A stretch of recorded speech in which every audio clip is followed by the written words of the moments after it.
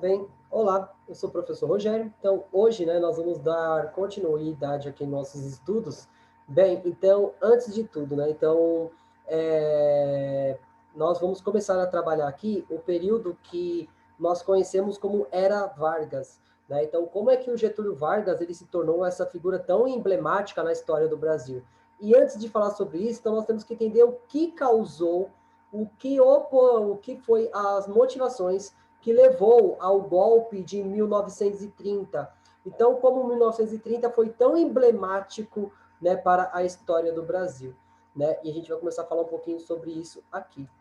Bem, então, quando nós falamos em a década de 20, né, então, essa imagem já deixa bem clara que os brasileiros, né, como os europeus e também, né, os americanos, eles viveram depois da Segunda Guerra Mundial um período de grande ânimo, né? Então, um período que é conhecido, né, na história como a Era de Ouro, né? Só parecida com o que aconteceu na década de 20, né? Mas isso teve impacto muito importante na história do Brasil também, né? E a gente vai ver como é que isso também vai levar, né, as crises que vão proporcionar, né, no caso, né, a queda do, né, do então presidente e a chegada no poder de Getúlio Vargas.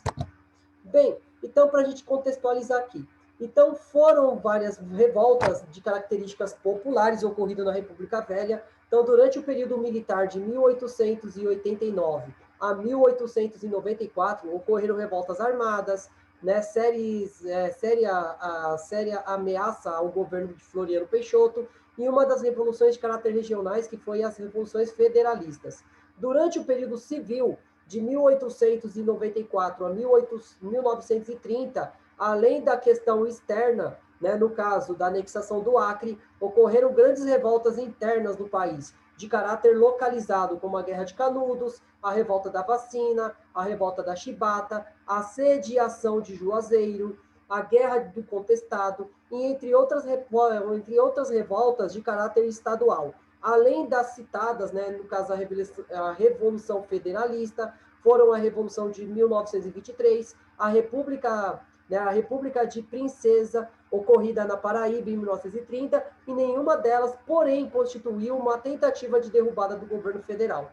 Bem, então, dentro desse contexto todo, o Brasil estava fervilhando politicamente. O porquê que quando nós estudamos a história, ou uma história baseada no senso comum, né, se acredita-se que o Brasil nunca houve conflitos, ou que a história do Brasil ela é construída por momentos, né, de movimentos sem revoltas. Mas nós vamos ver que em vários momentos o Brasil passou por um momento de efervescência política e, no caso, a oposição ao governo vai ganhar fortes referências. Então, já o movimento tenentista, que gerou a revolta do Forte de Copacabana em 1922, e a Coluna Prestes, a partir, né, da Revolução Paulista de 24, se constituiu uma séria ameaça ao governo federal. Apesar de debelados,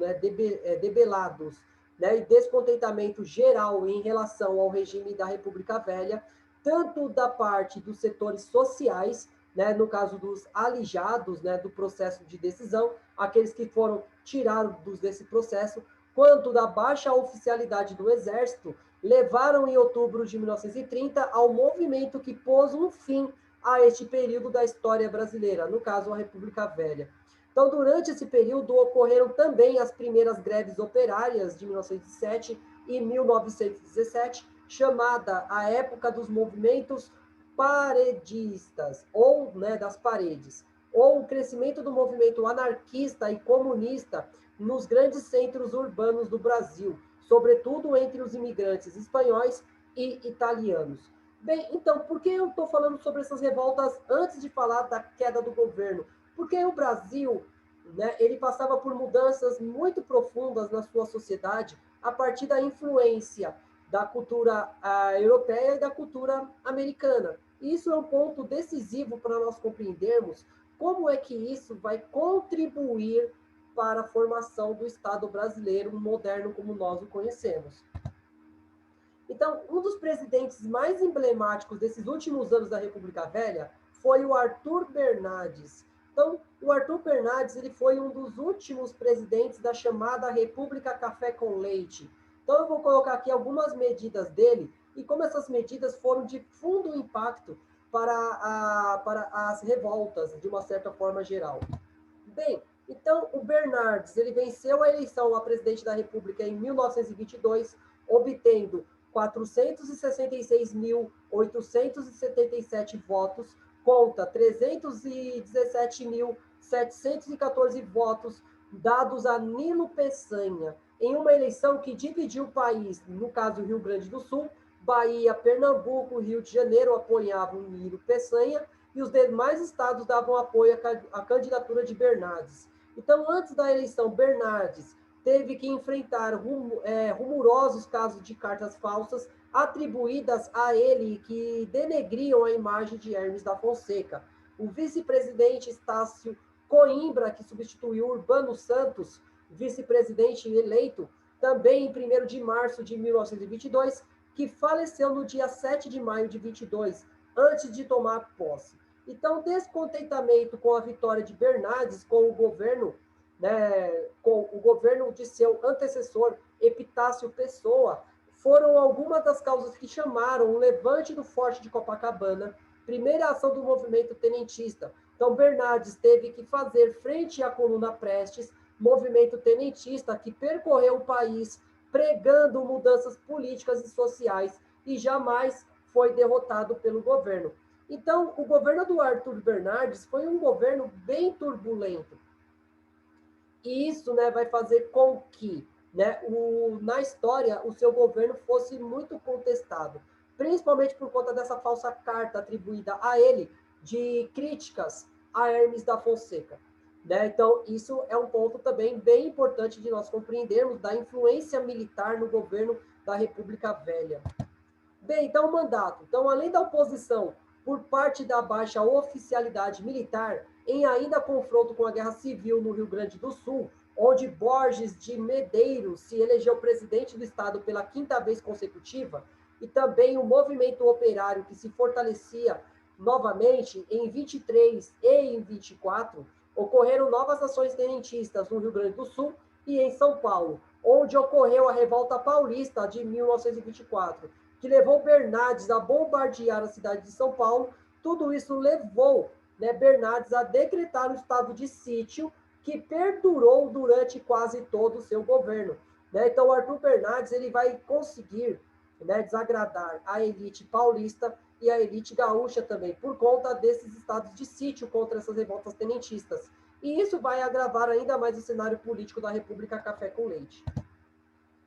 Então, Arthur Bernardes foi o primeiro, primeiro da siderúrgica em Minas Gerais, que sempre bateu pela ideologia nacionalista na defesa dos recursos naturais do Brasil. Fundou a Escola Superior da Agricultura e Veterinária de sua cidade natal, Viçosa, né, que viria depois a se tornar a Universidade Federal de Viçosa. Então, sob o seu governo, o Brasil se retirou da Liga das Nações em 1926. Então, Bernardes ele promoveu uma única reforma constitucional de 1891. Então, a reforma foi promulgada em setembro de 1926, que alterava principalmente as condições de se estabelecer o estado de sítio no Brasil. Após deixar o governo, ele foi eleito senador em 1929. Foi contrário à ascensão de Antônio Carlos Ribeiro de Andrada ao governo de Minas Gerais, mas não pôde evitá-la. Bem, então o Arthur Bernardes ele estava ligado ao Partido Republicano Mineiro.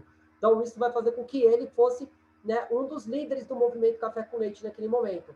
E principalmente essas mudanças, principalmente no estado de sítio, vai fazer com que a população comece a ter um certo medo dele. Então isso é um ponto essencial também. Então, um dos movimentos que vão eclodir nesse momento da história é o modernismo brasileiro. Então, encabeçado por vários artistas, né, chamados da primeira Semana de Arte Moderna, né, que aconteceu em São Paulo a partir, né, do ano de 1922. Então, no caso, os artistas intelectuais influenciados pelas transformações da época e pela efervescência do cenário político realizaram a Semana de Arte Moderna de 1922, durante o governo de Epitácio Pessoa. em São Paulo, que deu seu apoio também, né, o apoio da Semana de Arte Moderna, o órgão do PRP, o Correio Paulistano, e dos membros do PRP participaram da semana, no caso Minotti, né, Del Pitia e Plínio Salgado. Então, o movimento surgiu com o marco da história cultural do país e propunham a renovação nas artes, abrindo espaço para a arte verde e amarela. Então, a intenção deles era, de uma certa forma, romper com a arte tradicional que ocorria na Europa e fundar uma escola artística brasileira, baseada nos elementos, né, culturais do nosso país. Então, a semana aconteceu no Teatro Municipal de São Paulo, de 11 a 18 de fevereiro, com a exposição de pinturas modernas, com o quadro de Anita Malfatti, e os espetáculos do dia 13, 15 e 17 de música clássica. Então, no caso, né, nós teremos apresentações artísticas que até então, né, vai mudar a forma como o brasileiro encarava a arte da parte estética, principalmente trabalhando a base, né, de uma nova forma de produção artística. Bem, então, o segundo dia foi mais polêmico quando o Minotti Del Pitia, em sua conferência, defendeu uma arte genuinamente brasileira, filha do céu e da terra, do homem e do mistério. Queremos luz, ar, ventiladores, aeroplanos, reivindicações obreiras, idealismo, motores, chaminés das fábricas, sangue, velocidade, sonho na arte, na nossa arte. E o que o rufo de um automóvel nos trilhos de dois versos, né, espante da poesia dos últimos homens homéricos, que ficou anacronicamente a dormir e sonhar, né, na era do jazz band, do cinema, da flauta dos pastores Arcadia, né, e os seios divinos de Helena. Então, no caso, o Menotti, né, ele vai fazer uma crítica à arte que era feita no Brasil, principalmente por falta de elementos nacionais, né, e principalmente também atacando a questão de que o Brasil era um país estático. O Brasil não tinha transformações dentro do cenário artístico e nem no cenário político, cobrando mudanças das autoridades locais, né, colocando em cash a forma de governo que era estipulada pela República Café com Leite. Então, o movimento ele resultou na publicação importantes de livros, entre quais o Martim Serere, né, no caso Cassiano Ricardo, né, no caso de Macunaíma, né, o Mário de Andrade, Memórias de Sentimento de João Miramar, o Oswaldo de Andrade e o Estrangeiro, o Plínio Salgado. Né, a semana recebeu críticas, sendo de que uma das mais fortes foi feita por Monteiro Lobato.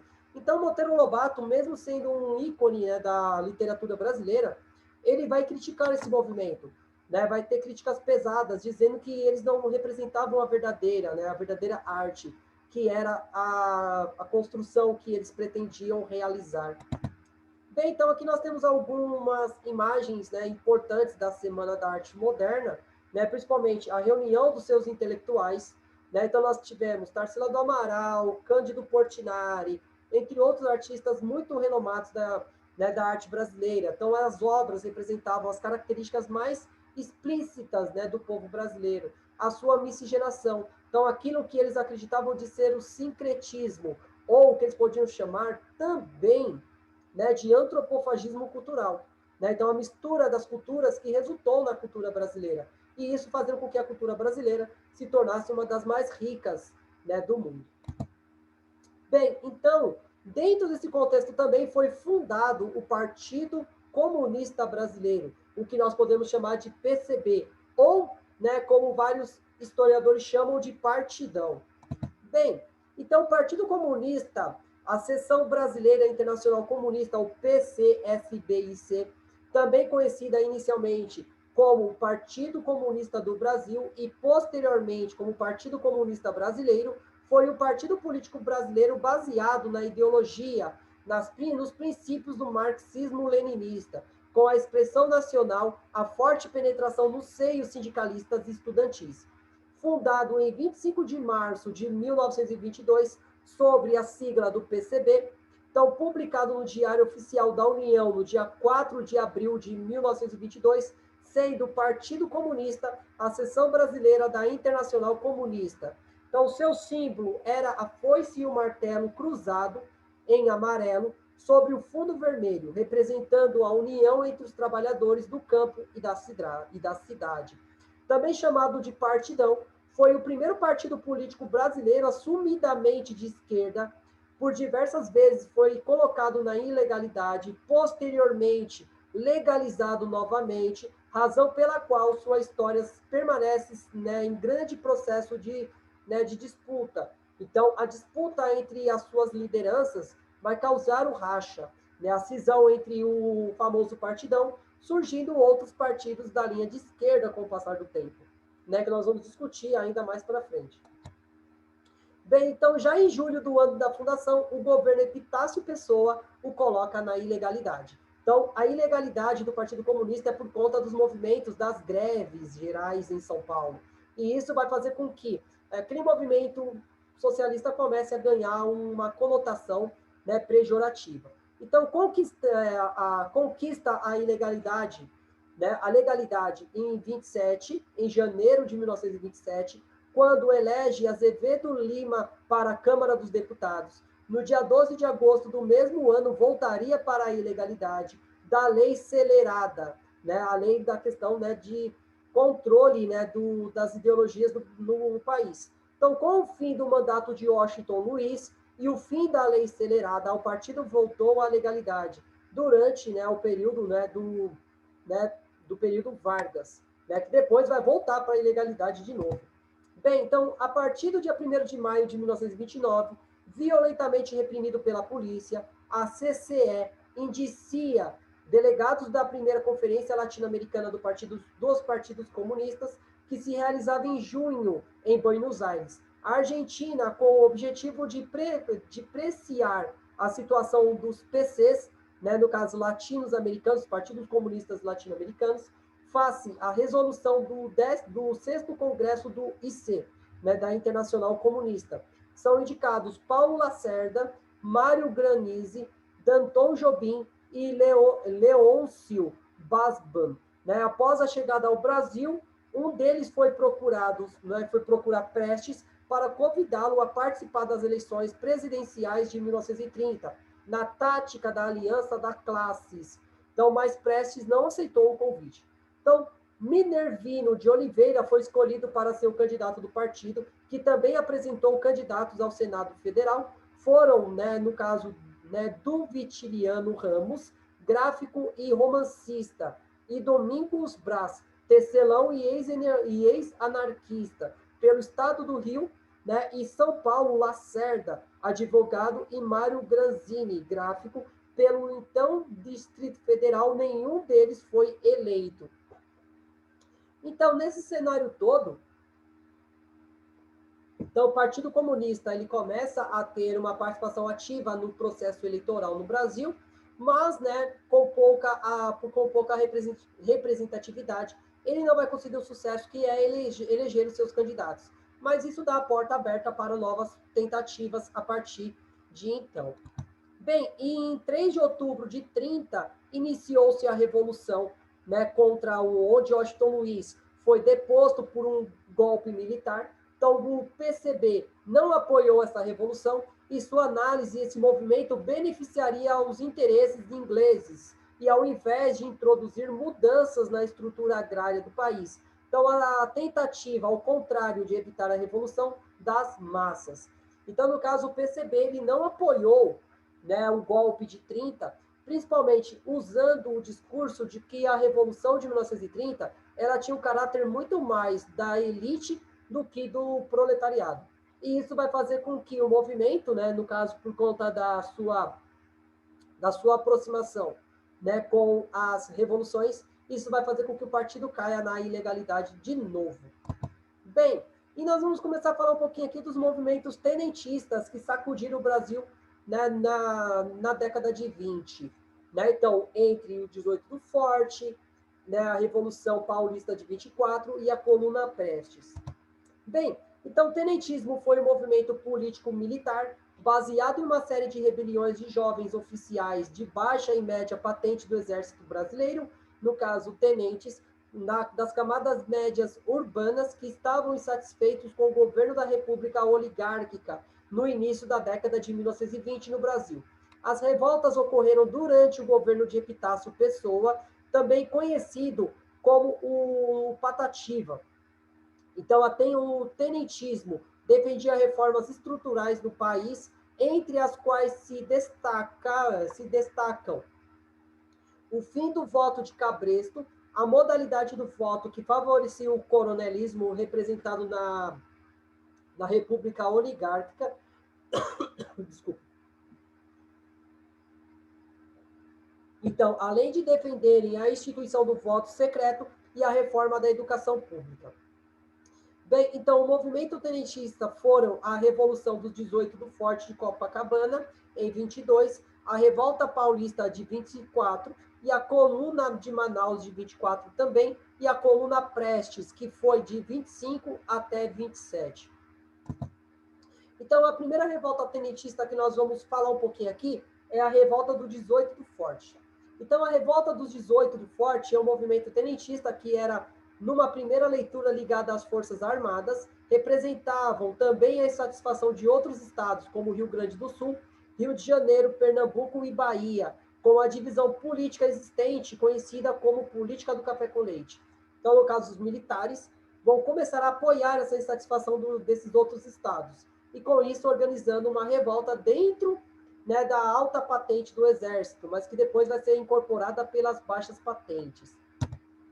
Bem, então, para a eleição de 1º de março de 22, para concorrer contra o candidato governista Arthur Bernardes, foi lançada a Reação Republicana, com a candidatura do fluminense Lilo Peçanha. Detentor da máquina pública, Bernardes venceu com 56% dos votos à eleição. Porém, a oposição denunciou fraudes e clamava pelo Tribunal de Honra, que era como se fosse o Tribunal Superior Eleitoral. Fato que não foi concedido.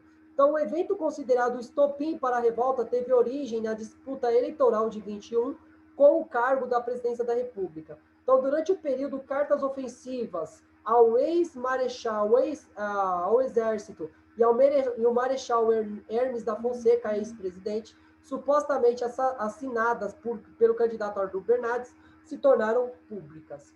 Então, isso resultou em discussões que culminaram no fechamento do clube militar e na prisão de Hermes da Fonseca, então presidente, né, então seu presidente, em 2 de julho de 1921. Então, no caso, o Hermes, né, da Fonseca ficou chateado com essas supostas cartas redigidas, né, pelo Arthur Bernardes, e isso vai fazer com que houvesse uma contrapartida. Então, no caso, o Hermes da Fonseca foi preso, e com isso, aumentando ainda mais a tensão dentro do país. Bem, então, o descontentamento entre os militares eram crescentes, e diversas unidades do Rio de Janeiro se organizaram para realizar um levante no dia 5 de julho de 1922, contra o presidente em exercício Epitácio Pessoa. Então, representante da oligarquia que dominava o país, então, no caso, o Arthur Bernardes, que assumiria o cargo em novembro.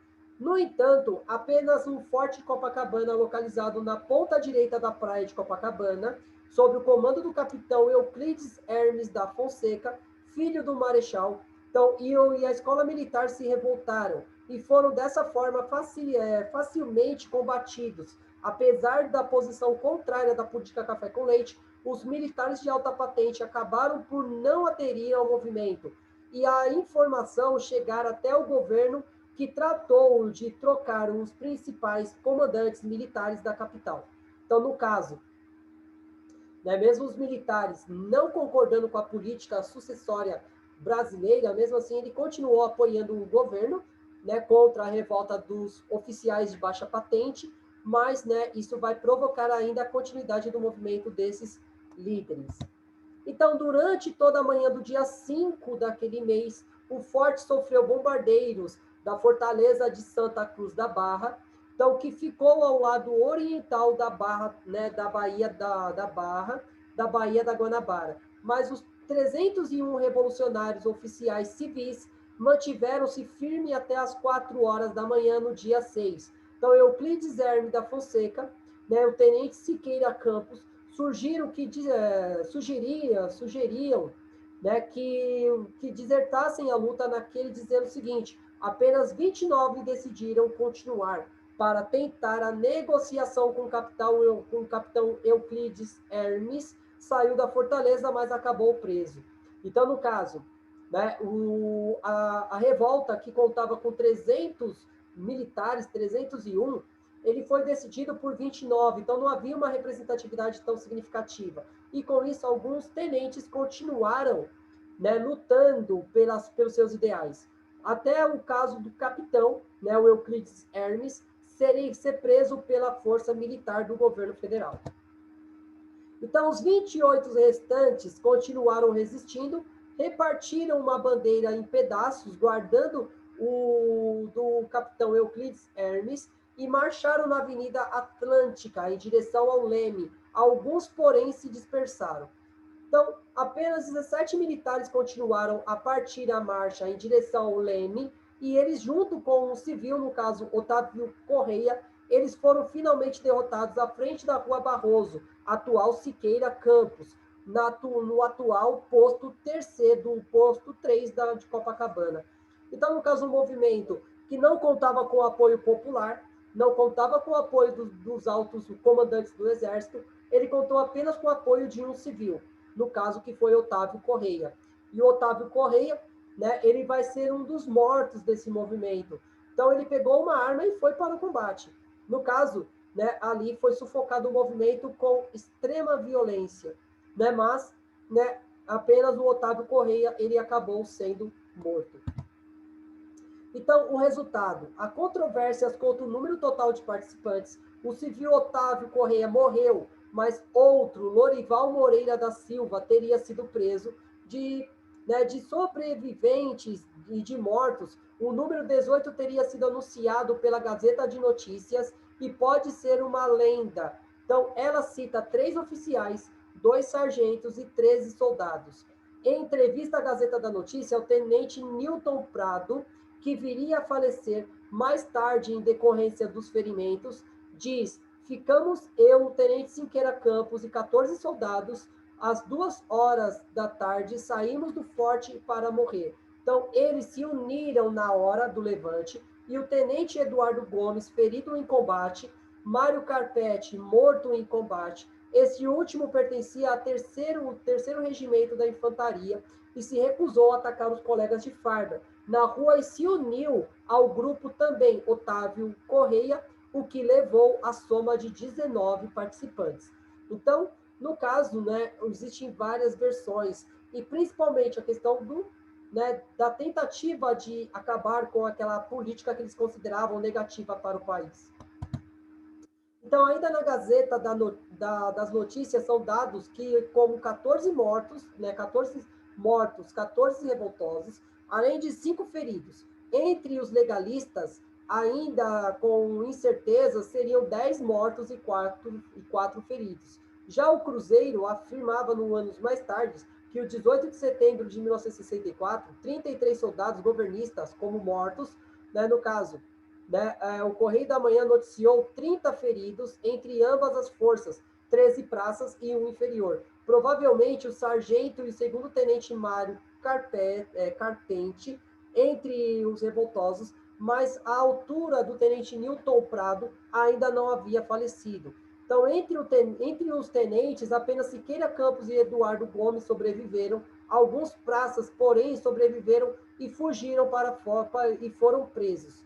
Então, segundo outras fontes, teriam morrido entre os oficiais 12 pessoas no dia 6 e mais 2 no dia seguinte, num total de 14 mortos. Então, no caso, o movimento, né, foi sufocado e existem várias versões sobre esse mesmo fato.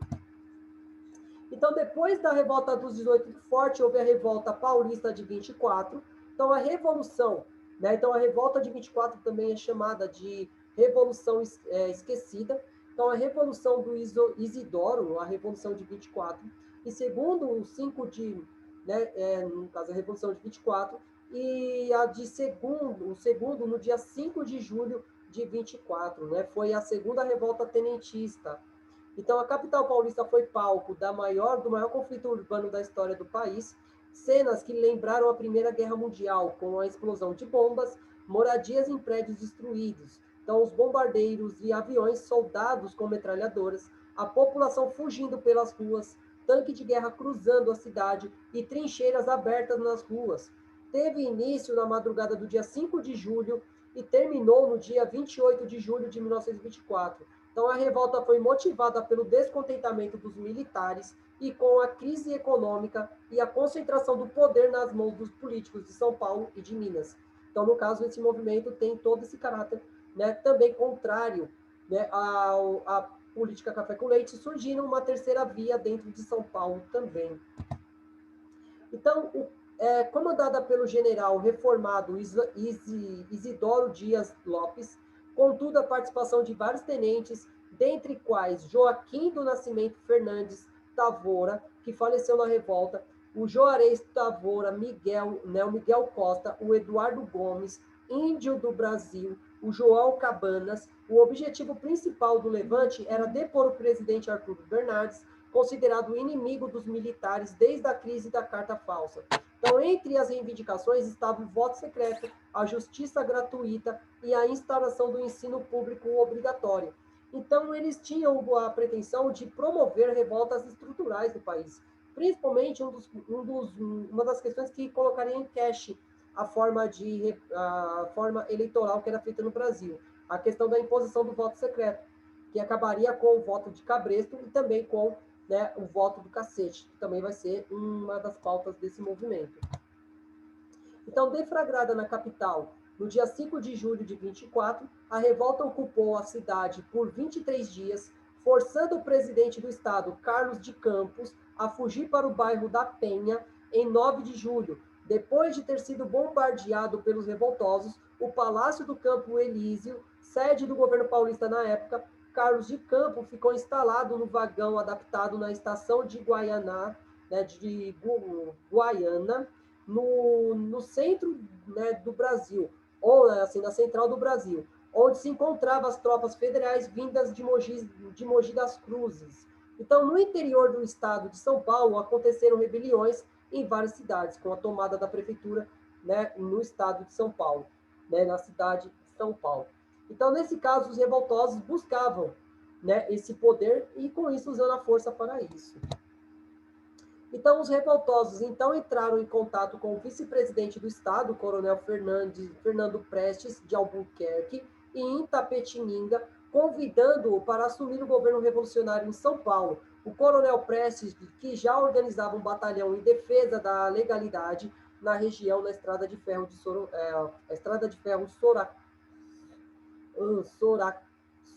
Sorocabana, respondeu aos revoltosos: só aceitaria o governo das mãos do doutor Carlos Campos, livre, espontaneamente e legalmente. Então, no caso, eles tentaram, né, o apoio de um alto comandante do exército, mas eles não tiveram sucesso, por conta, né, de que ele estava do lado dos legalistas, daqueles que pretendiam manter a ordem vigente. Então, a cidade de São Paulo foi bombardeada por aviões do governo federal. O exército legalista, apoiava o governo do Arthur Bernardes, se utilizou do chamado bombardeiro terrificante, então atingindo vários pontos da cidade, em especial os bairros operários da Moca, do Ipiranga, do Brás, do Belenzinho e o Centro, que foram seriamente afetados pelos bombardeiros. Casas, fábricas foram destruídos, campos, corpos, né, jaziam pelas ruas, né, começavam a apodrecer nas ruas, e 200 mil pessoas fugiram em trens para o interior. Depois de 3 semanas que durou a Revolução, o saldo de mortes foi de 503, né, e com 4.446 feridos. Sem artilharia nem aviões para enfrentar as tropas legalistas, os tenentes rebeldes se retiraram para Bauru na madrugada no dia 28 de julho, onde Isadoro Dias ouviria a notícia de que o exército legalista se concentrava na cidade de Três Lagos, no atual Mato Grosso do Sul. Às 10 horas da manhã, no dia 28, Carlos de Campos retornou ao seu gabinete no Palácio do Governo, colocando fim ao movimento, né, da Revolução Paulista de 24. Então, esse movimento, ele é um movimento bem emblemático da história do Brasil, né? Tanto é que uma revolta paulista, que é muito celebrada, é a Revolta Paulista de 32, né? Então, a Revolução Constituinte de 32, mas, né, esse movimento quase não é citado nos livros de história, mas, né, é um movimento importante, principalmente para mostrar para a política vigente naquele momento que não era, que ela estava sendo, né, questionada, e era questão de tempo dela deixar de existir. Então, Isadoro Dias e Juarez, né, Tavoro planejaram, então, um ataque à cidade, e a derrota em Três Lagos, no entanto, foi a maior derrota de toda essa revolta. Um terço das tropas revoltosas morreram, feriram-se gravemente ou foram capturadas. Os tenentistas recuaram rumo ao sul do Brasil, à cidade de Foz do Iguaçu, unindo-se aos oficiais gaúchos comandados pelo Luiz Carlos Prestes, no que vinha a ser chamado mais tarde de Guerrilha do Brasil, ou então Coluna Prestes. Então, no caso, o movimento ele é derrotado em São Paulo, mas ele tenta, né, se reorganizar e voltar ativa naquilo que ficou chamado como Coluna Prestes, que durou alguns anos. Então, um inquérito foi feito pelo governo de São Paulo, logo após o fracasso do movimento subversivo em julho de 24, detectou inúmeros casos de vandalismo e estupros no interior do estado, especialmente sob o olho do tenente João Cabanas, que comandava o grupo dos revoltosos denominados de Coluna da Morte. Então, o inquérito também apurou que muitos coronéis do interior que faziam oposição a Carlos de Campos apoiaram o movimento subversivo de julho de 24. Então, no caso, esse movimento, ele também tem essa visão pejorativa, né, negativa sobre as ações dos seus participantes, em alguns casos de violência contra a população civil. E isso vai tirar a legalidade ou a legitimidade desse movimento em algumas ações. E isso leva ao questionamento se era importante, como é a base, né, dos militares para dentro desse contexto. Então, o general da divisão Abílio Noronha, comandante da 2ª Região Militar, que abrangia São Paulo, Mato Grosso do Sul, acusou políticos de estarem por trás da revolta, incitando os militares a aderirem à Revolução Tenentista. Outro general, o general Noronha, criticou a retirada precipitada da capital paulista. O presidente do estado e das tropas leais a ele, alegando que o governo paulista tinha condições a ter resistido e vencido os revoltosos, logo no início da revolta, e dentro da cidade de São Paulo ainda. Então, os tenentes demais militares que participaram dessa revolta, os demais revoltosos, em 22, receberam a anistia dada por Getúlio Vargas logo após a vitória da Revolução em 30. Então, o bairro das Perdizes, a revolta de 24, ainda é comemorada anualmente. Então, no caso, a região de Perdizes, que foi o epicentro do movimento, vai ainda lembrar a memória daqueles que lutaram pelo fim, né, da República Café com Leite. E o último movimento que nós vamos falar aqui do movimento tenentista é a Coluna Prestes. Então, apesar do movimento tenentista terem militares de baixa patente oficialmente, né, então principais participantes não se caracterizou por um movimento militarista. Foi, no entanto, a expressão da revolta das classes médias com o domínio das oligarquias existentes no país. Não era a pretensão dos tenentes ou o estabelecimento de um governo militar, mas sim de um legítimo poder civil baseado no liberalismo. Então, tendo proporções nacionais, não somente nos setores militares foram mobilizados, mas também dos setores civis. Então, no caso, nós temos aqui uma foto, né, daquele movimento e como é que ele vai, né, expandir a sua influência no território brasileiro. Então, o movimento começa no Rio Grande do Sul. Então, com a eclosão do levante tenentista, principalmente após a notícia da revolta paulista ter sido derrotada, então, na região das Missões do Rio Grande do Sul, os primeiros batalhões da cavalaria se levantaram com o incentivo do capitão Luiz Carlos Prestes, que comandava o 1º Batalhão Ferroviário de Santo Ângelo. Então, também rebelaram-se tropas da cidade gaúcha de São Luís Gonzaga, São Borja e Uruguaiana, respectivamente coordenada por Pedro Gai. Então, no caso, Rui Zubaran e Juarez Tabora. Então, no caso, em São Borja, Antônio Siqueira de Campos participou da chefia das tropas e, né, ao retornar à clandestinidade de seu exílio em Buenos Aires, os civis eram chefiados, né, por caudilhos, né, no caso, por fazendeiros, maragados, né, então herdeiros né, ali da primeira armada, né, contra o Marechal Deodoro da Fonseca. Então, acostumados com a luta de guerrilha, então, em dezembro do mesmo ano, cerca de 14 mil homens, sob o comando do Estado-Maior governista Marshal de São Luís Gonzaga, com o objetivo de cercar e suprimir os rebeldes que passavam a se reunir na cidade. Então, do outro lado, as forças legalistas tentam sufocar o movimento ainda no Rio Grande do Sul. Então, no entanto, os soldados das colunas estavam distribuídos, né, em torno da cidade em distâncias consideráveis, o que possibilitou que Prestes encontrasse uma saída e permitisse um rompimento do cerco legalista. Com o exército governista desorientado pela estratégia de mobilidade adotada, a coluna marchou durante a noite em direção a Ijuí. Então, ao ficar evidente que os rebeldes haviam rompido o cerco, sem serem percebidos, o governo reuniu 1.600 homens na região de Nova Ramada, visando barrar a passagem dos Palmeiras da Missões, então, para aquela região. Então, dando-se início ao confronto de 8 horas, que ficou conhecida como o Combate da Ramada, no dia 3 de janeiro de 1925, onde, mais uma vez, a tática de Prestes, né, concebeu como guerra de movimento. Foi decisiva para a vitória da coluna, apesar de 50 dos seus soldados terem sido mortos e 100 foram feridos. A marcha, agora com cerca de 600 homens, continuou para a travessia do norte do Rio Grande do Sul, no rio Uruguai. Então, no caso, eles saem do Rio Grande do Sul e começam a levar os seus ideais até o norte do país. Depois do Rio Grande do Sul, eles vão para Santa Catarina. Então, os rebeldes deslocam-se a pé por Santa Catarina, pois haviam perdido quase todos os seus cavalos na travessia do rio Uruguai. No dia 7 de fevereiro, chegaram a Barracão, no Paraná, onde Prestes, em uma carta no general Isidoro Dias Lopes, revela o seu plano de ataque ao general Cândido Rondon em Malete. Então, Prestes, então, liderou os revolucionários até o oeste paranaense, com o objetivo de encontrar os rebeldes remanescentes na revolta paulistana de 1924. As tropas paulistas foram incorporadas à coluna no dia, né, em abril de 25, em Foz de Iguaçu.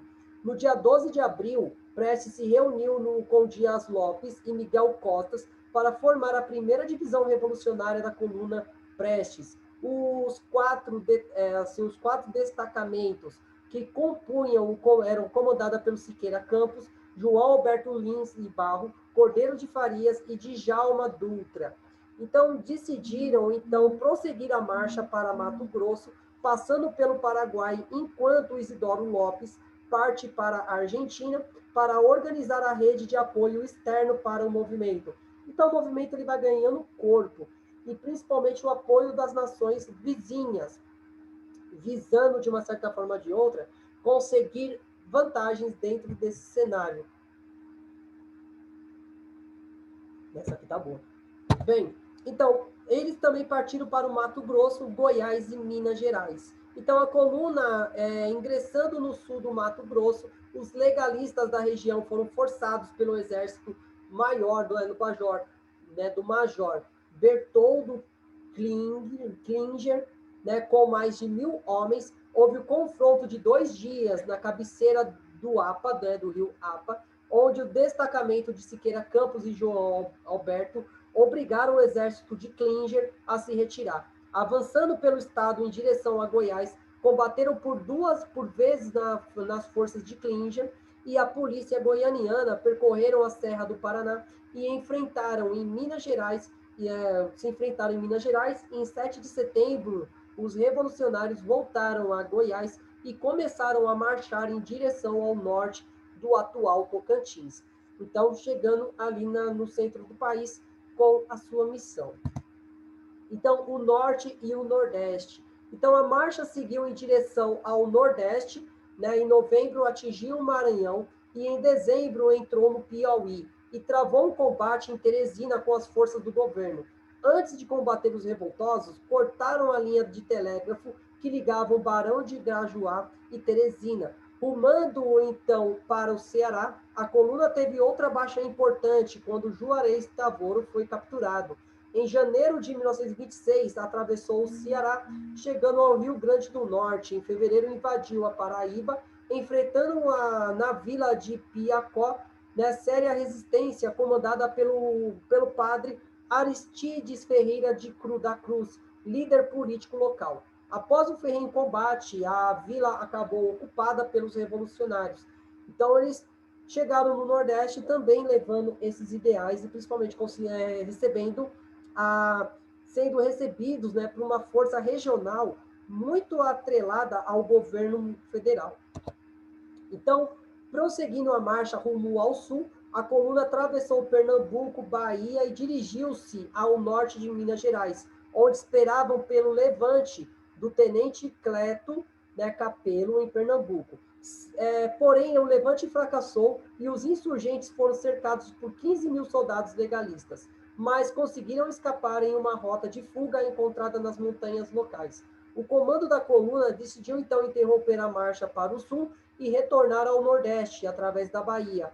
Cruzou o Piauí, alcançou o Goiás e finalmente chegou de volta ao Mato Grosso, em outubro de 1926. Naquele momento foram enviados à Argentina Lourenço Moreira Lima, Djalma Dutra, para consultar o general Dias Lopes quanto às orientações futuras para a coluna.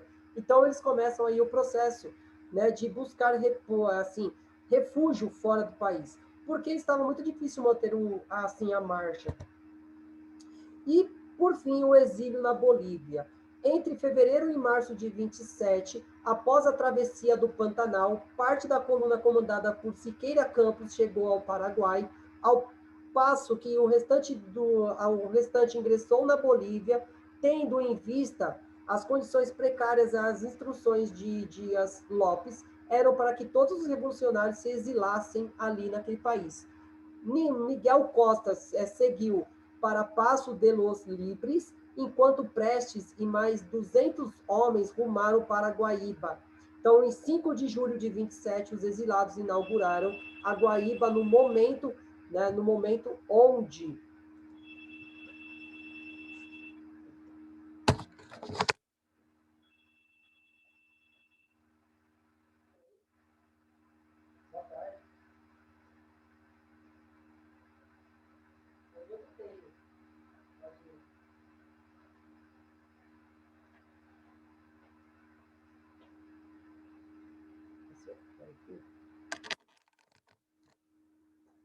está tocando uma bruma agora.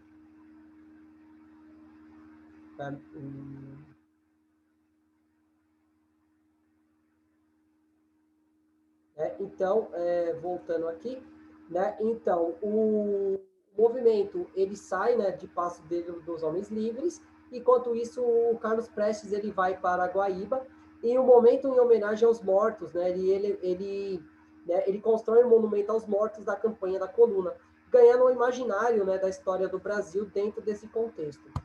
Então, aqui nós temos a crise sucessória, que nós vamos, né, trabalhar no próximo vídeo, que é como é que houve a Revolução de 24, então, a Revolução de 30. Então, o que causou a Revolução de 30 e como é que esse movimento ele foi, né, condecorado. Bem, gente, então, eu agradeço a todos aqui, né, pela paciência. Eu sei que o vídeo ficou longo, mas, né, eu tentei colocar aqui o máximo de informações possíveis, né, para conseguir, né, mostrar como é que foi aquele movimento. Então, se você gostou do vídeo aqui, deixa o seu like, né? Se você não é inscrito no canal, por favor, já deixa aqui sua inscrição. Então, já vou agradecendo, né, a todos por estarem até aqui comigo. Muito obrigado e até a próxima aula que, né, logo será colocada aqui e colocando fim à República Café com Leite e o início da República, né, da Nova República ou Estado Novo. Obrigado, gente. Até mais.